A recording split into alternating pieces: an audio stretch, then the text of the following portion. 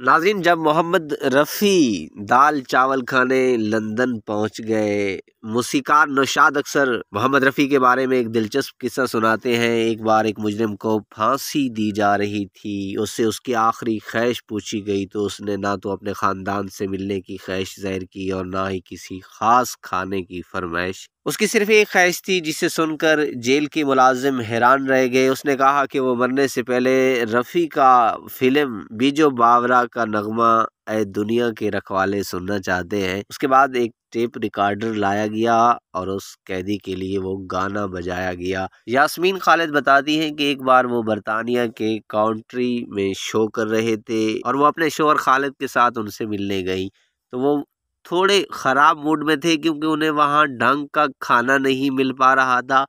उन्होंने पूछा कि यहाँ से लंदन जाने में कितना वक्त लगेगा। खुर्शीद ने जवाब दिया, यही कोई 3 घंटे। फिर वो यास्मीन की तरफ मुड़े और पूछा, क्या तुम 1 घंटे में दाल चावल और चटनी बना सकती हो? यास्मीन ने जी हाँ कहा तो रफ़ी बोलो, चलो लंदन चलते हैं, किसी को बताने की ज़रूरत नहीं है, हम 7 बजे शो शुरू होने से पहले वापस कंट्री लौट आएंगे। रफ़ी, खालिद और यास्मीन बगैर किसी को बताए लंदन गए।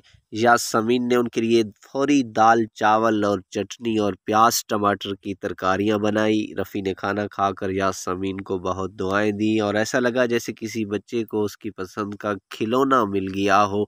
जब उन्होंने काउंट्री लौट कर इंतज़ामिया को बताया कि वो सिर्फ खाना खाने लंदन गए थे तो वो हैरान रह गए। बॉलीवुड की पार्टियों में भी जाने का उन्हें कोई शौक नहीं था। घर पर वो सिर्फ लुंगी कुर्ता ही पहनते थे, लेकिन जब रिकॉर्डिंग पर जाते तो हमेशा सफ़ेद कमीज़ और पतलून पहना करते थे। उन्हें अच्छी घड़ियों और फैंसी कारों का बहुत शौक था।